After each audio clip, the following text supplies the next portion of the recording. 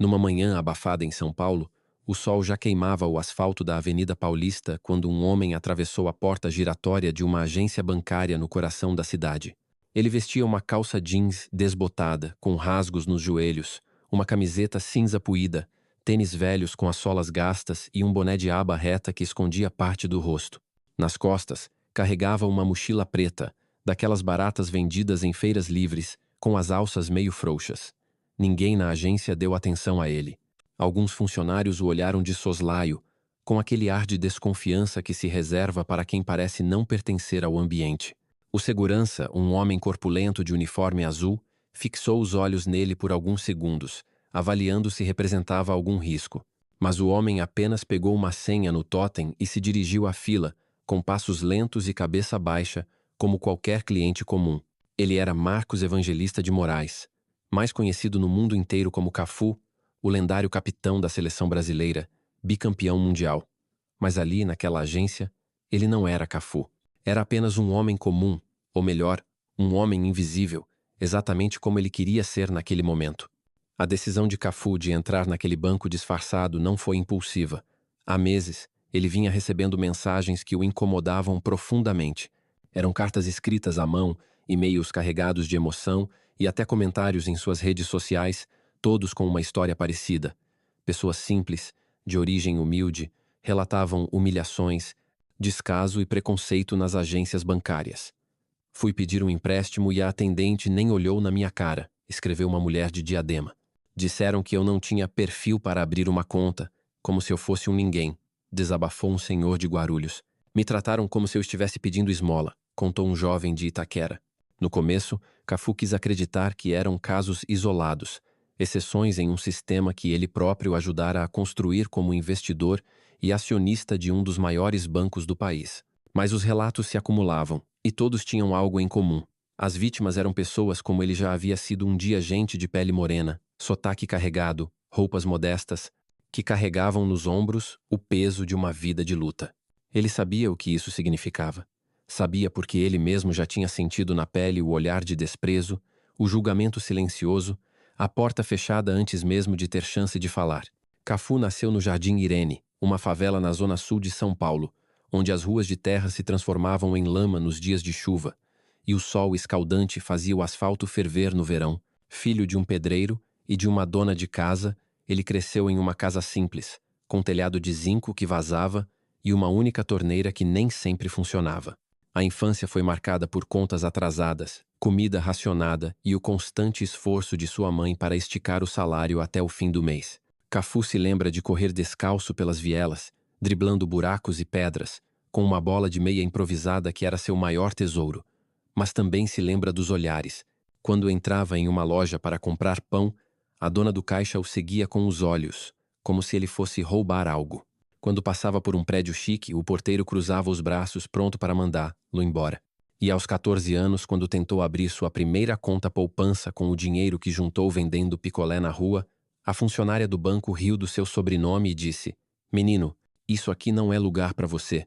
Aquela frase ficou gravada na memória dele como um ferro quente. Mas em vez de se curvar, Cafu prometeu a si mesmo que um dia faria a diferença. Ele não queria apenas vencer na vida, ele queria mudar o jogo. A trajetória de Cafu é daquelas que parecem roteiro de filme. De garoto de favela a capitão da seleção brasileira, ele ergueu a taça do mundo em 1994 e 2002, tornando-se um dos maiores laterais da história do futebol. Mas o sucesso nos gramados não o afastou de suas raízes. Mesmo com a fama, ele continuava sendo o mesmo Marcos que jogava pelada no campinho de terra, que comia pão com mortadela e que nunca esquecia o cheiro da casa da mãe. Depois de pendurar as chuteiras, Cafu usou sua inteligência e carisma para se tornar um empresário de sucesso. Investiu em negócios variados, de academias a startups, e se tornou acionista de um grande banco brasileiro, onde também liderava um fundo de impacto social voltado para a inclusão financeira. Mas apesar de todo o discurso de modernização e diversidade que o banco pregava, as mensagens que chegavam até ele contavam uma história diferente. E Cafu não era homem de ficar só na promessa. Ele precisava ver com os próprios olhos, sentir na pele, testar o sistema que ajudara a construir. Por isso, naquela manhã, ele estava ali na fila de uma agência bancária como um cliente qualquer, pronto para descobrir a verdade. O ambiente dentro da agência era exatamente como ele imaginava. Frio, não só pelo ar-condicionado, mas pela atmosfera de indiferença. Os funcionários, alinhados atrás dos balcões, pareciam mais preocupados em cumprir metas do que em atender com humanidade. A fila serpenteava até a porta de vidro, e o silêncio era quebrado apenas pelo som do teclado dos caixas e por conversas murmuradas. Cafu observava tudo. Ao seu lado, um homem de pele escura, vestindo um uniforme de pedreiro, tentava entender como pagar uma conta pelo aplicativo do banco. A atendente, uma mulher de cabelos presos em um coque impecável, respondeu com impaciência. Já falei, senhor, é só baixar o app. Não tem como fazer isso aqui no caixa. O homem, visivelmente constrangido, guardou o celular e saiu da fila, murmurando algo sobre voltar outro dia. Mais à frente, uma senhora idosa, com um lenço na cabeça e uma bolsa de pano no colo, segurava um boleto amassado. Ela pediu ajuda para usar o caixa eletrônico, mas a funcionária apenas apontou para o canto da agência e disse: "É ali, dona. Tá escrito na tela, é só seguir." A senhora, com as mãos trêmulas, olhou para o caixa eletrônico como se fosse uma nave espacial, sem saber por onde começar. Cafu sentiu um aperto no peito. Ele já tinha visto aquela cena antes, não ali, mas em outros lugares, em outros tempos, com ele mesmo como protagonista. Enquanto esperava na fila, Cafu notou os detalhes que passariam despercebidos para a maioria. O segurança, que agora o encarava com mais frequência, parecia estar avaliando cada movimento seu. Uma funcionária passou por ele apressada e franziu o nariz, como se o cheiro de suor da mochila o denunciasse como alguém que não pertencia ali. Na fila, as pessoas também o julgavam em silêncio. Um homem de terno, segurando um celular caro, olhou para Cafu e sussurrou para a esposa: "Olha esse cara. O que ele está fazendo aqui?" A mulher riu baixo, cobrindo a boca. Cafu fingiu não ouvir, mas cada palavra era como uma agulha. Ele sabia que aquele era o teste que precisava enfrentar. Não era só sobre ele, era sobre todas as pessoas que, como ele, já foram tratadas como invisíveis por causa da roupa, da cor da pele, do sotaque. Depois de quase 40 minutos na fila, a senha de Cafu foi chamada. Ele se aproximou do caixa, onde uma jovem atendente, com uma plaquinha de identificação que dizia Letícia, o recebeu com um olhar de desdém. "Bom dia. No que posso ajudar?" Ela perguntou, sem nem tentar esconder a falta de interesse. Cafu colocou o RG e o cartão do banco sobre o balcão. "Quero fazer um saque", ele disse, com a voz calma. "Quanto?" Letícia perguntou, já digitando algo no computador. R$ 50.000, respondeu Cafu, sem hesitar. A jovem parou de digitar. Levantou os olhos lentamente, como se tivesse ouvido algo absurdo. Então, soltou uma risada curta, quase debochada. R$ 50.000? Senhor, me desculpe, mas... O senhor tem certeza? Ela olhou para ele de cima a baixo, da camiseta desbotada aos tênis rasgados, e continuou. Vou precisar verificar isso. Me dá um segundo. Ela digitou os dados do RG, franzindo a testa. Quando a tela carregou, seus olhos se arregalaram por um instante, mas logo voltaram ao tom de desconfiança. Senhor, esses documentos... Eles estão certos, mas essa conta não parece ser sua. Como o senhor explica isso? Cafu manteve a calma. É minha conta. Pode confirmar pelo CPF. Está tudo em ordem. Letícia hesitou, mas digitou novamente. Então, sem disfarçar, murmurou para si mesma. Isso não faz sentido.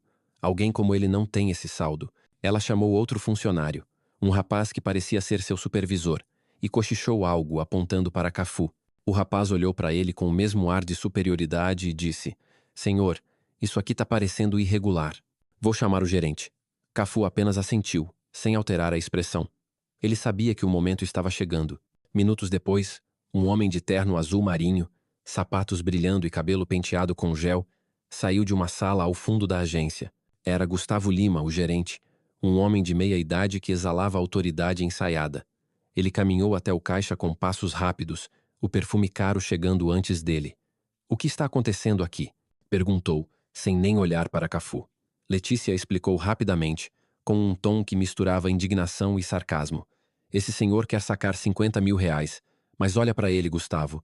A conta tá no nome dele, mas não tem como. Deve ser algum golpe." Gustavo finalmente virou o rosto para Cafu, avaliando-o como se ele fosse um inseto. "Documentos", ordenou, estendendo a mão. Cafu entregou o RG e o cartão novamente.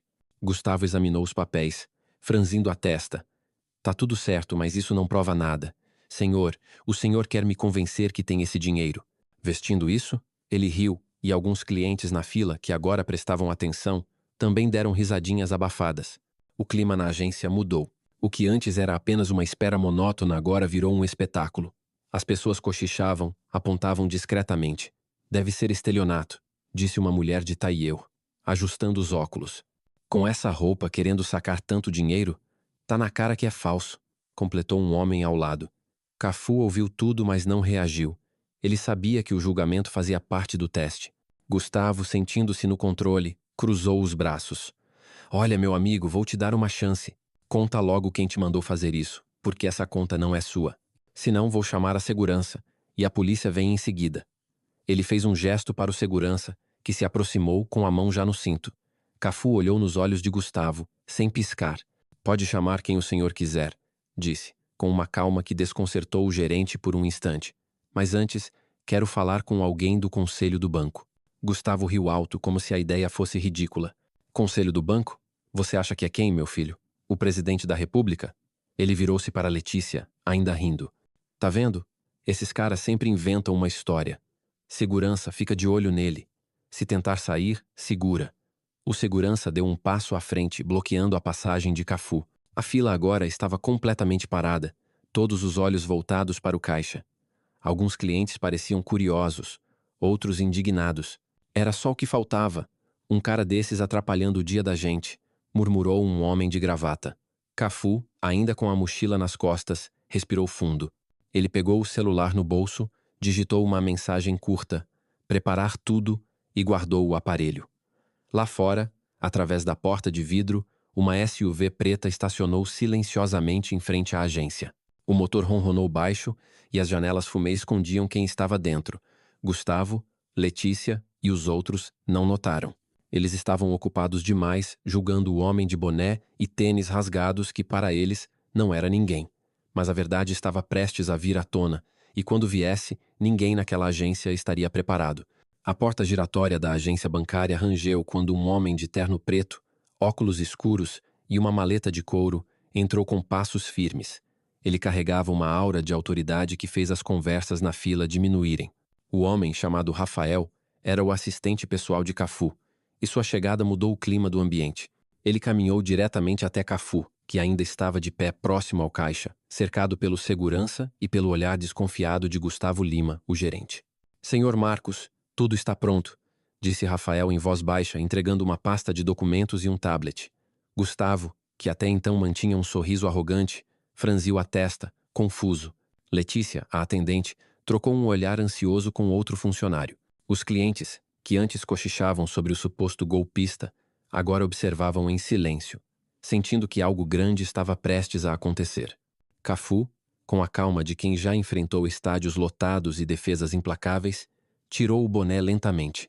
A luz fluorescente da agência refletiu em seu rosto, revelando os traços inconfundíveis do capitão da seleção brasileira. Um murmúrio percorreu a fila. É o Cafu? Perguntou uma mulher, segurando o celular como se quisesse gravar. Não pode ser, respondeu outro cliente, boquiaberto. Mas era ele. Marcos Evangelista de Moraes, o homem que ergueu a taça do mundo, estava ali, na frente deles. E o que ele faria a seguir mudaria aquela agência para sempre. Cafu não levantou a voz. Não precisava.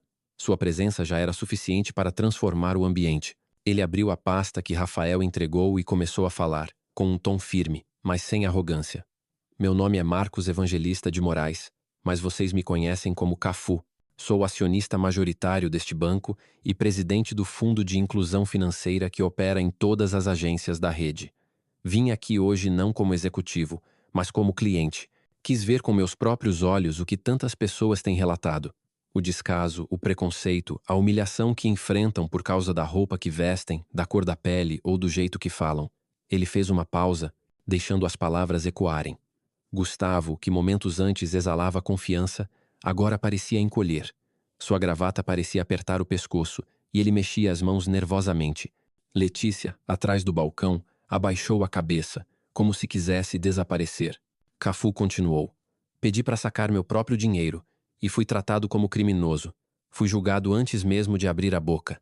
E isso não aconteceu só comigo. Acontece todos os dias, com pessoas que não têm a chance de se defender. Ele ergueu o tablet, onde um vídeo começou a rodar. Era uma gravação nítida, capturada por uma câmera escondida que Cafu usava na mochila. O vídeo mostrava tudo. A risada debochada de Letícia quando ele pediu o saque, os comentários sarcásticos de Gustavo sobre sua aparência, a ordem para o segurança ficar de olho e até os murmúrios dos clientes na fila que o chamaram de golpista.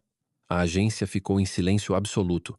Alguns clientes desviaram o olhar, envergonhados por terem participado do julgamento. Outros, como a senhora idosa que Cafu notara antes, observavam com uma mistura de surpresa e admiração. Gustavo tentou falar. Senhor Cafu, eu não tinha como saber. O senhor estava vestido assim, entende? Seguimos o protocolo. Cafu o interrompeu, com um olhar que misturava decepção e firmeza. Protocolo? Seu protocolo é olhar para um cliente e decidir que ele não merece respeito porque não usa terno, porque tem a pele escura, porque fala com o sotaque da periferia? Isso não é protocolo, senhor Gustavo. Isso é preconceito. E eu não tolero isso na minha empresa. Oh. Cafu pegou o celular e abriu uma chamada de vídeo. Do outro lado da tela apareceu uma mulher de terno cinza, com óculos de armação fina, Ana Clara, a diretora de recursos humanos do banco. Senhor Marcos, recebemos o relatório e as imagens. Qual é a sua decisão? Perguntou ela, com um tom profissional. Cafu não hesitou. Gustavo Lima está demitido por má conduta grave e violação dos princípios éticos da instituição. A demissão é imediata. Letícia será suspensa até uma avaliação completa de seu comportamento. Quero que o conselho seja notificado agora. Ana Clara assentiu. Entendido. O procedimento será iniciado imediatamente. Gustavo ficou pálido. Ele deu um passo para trás, como se o chão tivesse desaparecido sob seus pés. Senhor Cafu, por favor. Ele implorou, a voz tremendo. Eu trabalho aqui há 12 anos. Tenho família, filhos. Foi um erro, eu juro. Cafu o encarou, sem ceder. E as famílias que o senhor humilhou aqui? Os pais, as mães, os trabalhadores que saíram dessa agência sentindo-se como nada? O senhor pensou neles quando riu da minha cara? Quando chamou a segurança? Quando disse que eu não tinha perfil? Gustavo baixou a cabeça sem resposta. A agência inteira assistia, em um silêncio pesado, enquanto o homem que minutos antes se achava intocável agora enfrentava as consequências de suas ações. Mas Cafu não estava ali apenas para punir. Ele queria transformar. Ele se virou para os clientes na fila, muitos dos quais ainda estavam atônitos. Vocês que estão aqui, me digam, quantas vezes já se sentiram ignorados? Quantas vezes foram tratados como se não valessem nada? Uma mulher jovem, com uniforme de faxineira, levantou a mão timidamente. Eu vim abrir uma conta na semana passada, e a moça disse que eu precisava de um comprovante que eu não tenho. Ela nem explicou direito, só mandou eu voltar outro dia. Um homem mais velho, com uma sacola de mercado no colo, acrescentou. Fiquei 1 hora na fila, e quando chegou minha vez, o caixa disse que o sistema estava fora, mas atendeu o cara de terno que veio depois de mim.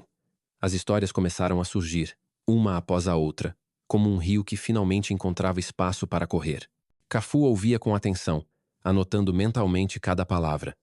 Ele sabia que aquelas vozes, muitas vezes silenciadas, eram a chave para mudar o sistema. Ele caminhou até a senhora idosa que vira no início, ainda sentada com seu boleto amassado. Dona Maria, a senhora me permite ajudar? Perguntou, com um sorriso caloroso. A senhora, que o reconheceu do vídeo, segurou sua mão com força. Meu filho, eu sabia que você era diferente. Vi você na TV, levantando aquela taça, mas nunca imaginei que ia me ajudar assim. Cafu sentou ao lado dela, pegou o boleto e chamou um funcionário. Vamos resolver isso agora. E depois, a senhora vai abrir uma conta com todas as condições que merece. O gesto simples, mas cheio de significado, fez os olhos de Dona Maria brilharem. Alguns clientes aplaudiram, outros tiraram fotos, e o ambiente, antes carregado de tensão, começou a ganhar um ar de esperança. Cafu aproveitou o momento para anunciar o que vinha planejando há meses. A partir de hoje, esta agência será o ponto de partida de uma transformação. Vamos implementar um programa de treinamento obrigatório para todos os funcionários, focado em respeito, empatia e inclusão. Não importa se o cliente chega de terno ou de chinelo, se tem milhões ou apenas o suficiente para o pão de cada dia, todos serão tratados com dignidade. Ele revelou também o lançamento de um novo fundo, financiado por sua fundação, que ofereceria contas gratuitas e microcrédito para pessoas de baixa renda. O banco não é só para quem tem dinheiro, é para quem tem sonhos, ele disse. e a frase ecoou como um gol de placa. Os clientes na fila, que antes o julgavam, agora o aplaudiam. Até o segurança, que antes o vigiava, abaixou a cabeça, visivelmente tocado. Enquanto isso, Gustavo ainda estava na agência, parado perto da porta, com o crachá na mão. Ele tentou falar com Cafu uma última vez. Senhor Marcos, eu errei, mas me dá uma chance. Eu posso mudar. Cafu olhou nos olhos, com uma mistura de firmeza e compaixão. Mudar é possível, mas começa com reconhecer o que você fez. Você não me machucou, Gustavo. Você machucou pessoas que não tinham como se defender. Se quiser mudar, comece por aí. Mas aqui, seu tempo acabou. Rafael, o assistente, acompanhou Gustavo até a saída, enquanto ele atravessava a agência sob olhares que agora não tinham mais aprovação, mas julgamento. Letícia, por sua vez, permaneceu em silêncio, com os olhos marejados, sabendo que seu futuro no banco estava em xeque. Cafu terminou o dia na agência conversando com os clientes. Ele ouviu histórias de trabalhadores que economizavam cada centavo para pagar a escola dos filhos, de mães solo que enfrentavam filas intermináveis para receber benefícios, de jovens que sonhavam com um primeiro emprego, mas eram barrados por não terem conta bancária. Cada relato reforçava sua convicção de que o problema não era apenas aquela agência, mas um sistema que precisava ser reinventado. Antes de sair, ele deixou uma mensagem escrita em um quadro na entrada. Trate cada pessoa como se ela fosse seu melhor cliente, porque ela é. A frase, simples, mas poderosa, tornou-se o lema da nova fase do banco. Ao deixar a agência, Cafu caminhou até a calçada, onde a SUV preta ainda o aguardava. Ele olhou para o céu, como quem agradece. Não pela fama, não pelo dinheiro, mas pela chance de usar seu lugar no mundo para fazer o que sempre acreditou: dar voz aos invisíveis. Ele sabia que aquele era apenas o começo. Outras agências seriam visitadas. Outros disfarces seriam usados. Porque a verdade, como ele aprendeu no Jardim Irene, só aparece quando você anda entre os que ninguém vê. E enquanto o carro se afastava, os clientes que ficaram na agência começaram a compartilhar a história. Você viu o que o Cafu fez? Perguntavam uns aos outros com orgulho. Naquela noite, as redes sociais explodiram com vídeos e relatos do que aconteceu, e a mensagem de Cafu se espalhou como um grito de gol. Respeito não se mede por aparência, mas por caráter. Vocês que estão lendo já passaram por algo assim? Já foram julgados por como se vestem, por onde moram, por quem são? Compartilhem suas histórias. Elas podem mudar o mundo, e se querem mais histórias que inspiram e transformam, fiquem ligados, as próximas vão mexer com vocês.